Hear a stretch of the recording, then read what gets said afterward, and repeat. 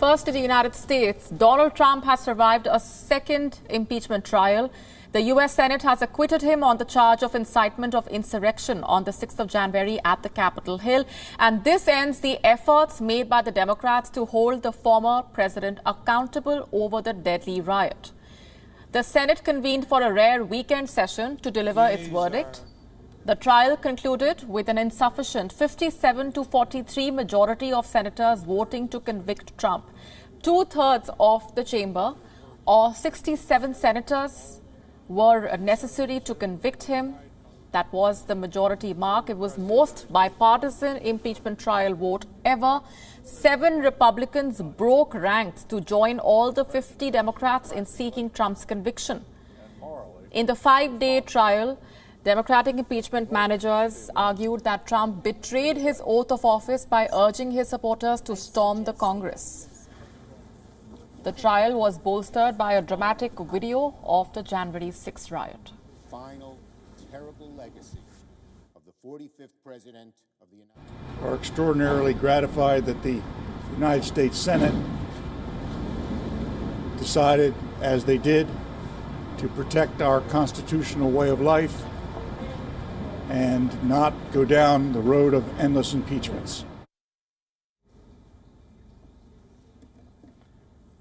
U.S. President Joe Biden has said that despite Donald Trump's acquittal, the charges against him are not in dispute. He added that this sad chapter in America's history has reminded people that democracy is fragile and that it must always be defended.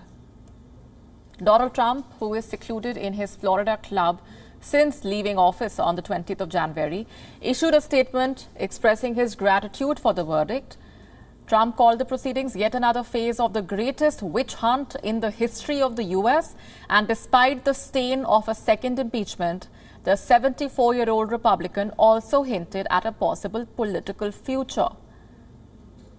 Minutes after voting to acquit Donald Trump of the impeachment charge, Senate Minority Leader Mitch McConnell had said that there is still no question that Trump was practically and morally responsible for provoking the deadly attack on the U.S. Capitol.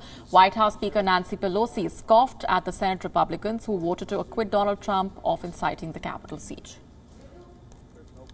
Everybody off the hook. Oh, these cowardly senators who couldn't face up to what the president did and what was at stake for our country are now going to have a chance to give a little slap on the wrist. We censure people for using stationery for the wrong purpose. We don't censure people for inciting insurrection that kills people in the Capitol. There's no question, none, that President Trump is practically and morally responsible for provoking the events of the day. No question about it.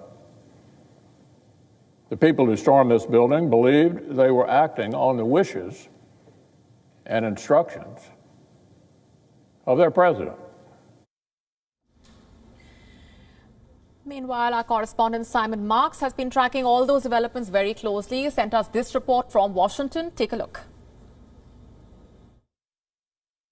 I think it's pretty clear from the voluminous amounts of evidence that the Democrats presented at this trial, and indeed from the words of the Republican leader, Mitch McConnell, today, that we all know who was behind this, and it was, of course, former President Donald Trump. He's definitely at risk of further legal jeopardy over this, and it's important to underscore, Mohammed, the Senate trial is not a legal trial. So it doesn't in any sense protect him against the possibility of civil and criminal actions that could lie ahead for what took place here on January the 6th, with calls growing for an independent commission of inquiry to probe exactly what took place. WION now available in your country. Download the app now. Get all the news on the move.